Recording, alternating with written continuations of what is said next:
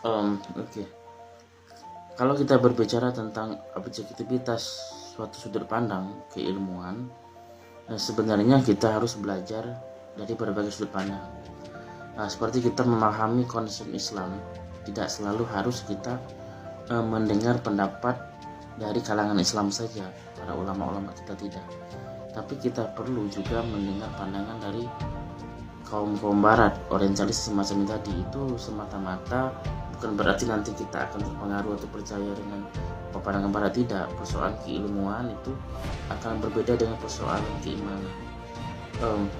Jadi jangan sampai anti ya. Contoh kan begini, orang barat salah satunya pengarang buku 100 tokoh berpengaruh dunia itu orang barat, Michael Hart ya.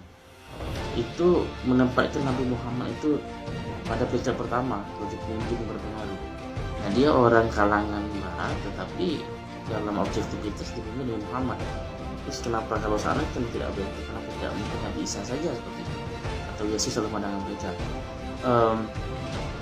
Begitu juga kita dalam belajar itu, jadi jangan merasa anti atau alergi mentang-mentang dalam kata itu ini nih agama Kristen semacam itu tidak boleh, tidak. Dalam keilmuan itu akan harus dibedakan dengan keimanan.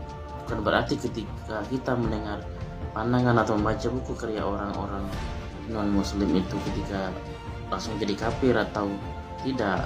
Jadi apapun itu sebagai sudut pandang ilmu harus dipelajari biar kompleks, jadi ilmu kita pelajari itu lebih objektif. Dicontohkan seperti buku ini Sejarah Dunia yang Disembunyikan, ini karangan orang barat, Jonathan Black. Dia juga mengupas tentang kisah Nabi Muhammad dan umat Islam. Tapi apakah salah? Tidak. Jadi kita hanya mendengar pendapatnya seperti apa yang mau diobjektifkan. Kalau kita dalam beragama biasanya keyakinan lain kita biasanya tidak mau mendengar sisi salahnya. Pokoknya ini agamaku, ini nabiku, ya pokoknya benar. Itu dari sisi keimanan. Bedakan dari sisi keilmuan. Dari sisi keilmuan harus objektif. Yang penting punya referensi dan batahannya ilmiah, itu boleh. Nah, bukan hanya persoalan masalah ilmu saja, tapi dalam menyelesaikan suatu problem masalah, kita juga harus memiliki banyak sudut pandang. Jadi kita tidak bisa hanya kalau aku, menurut aku, itu tidak bisa.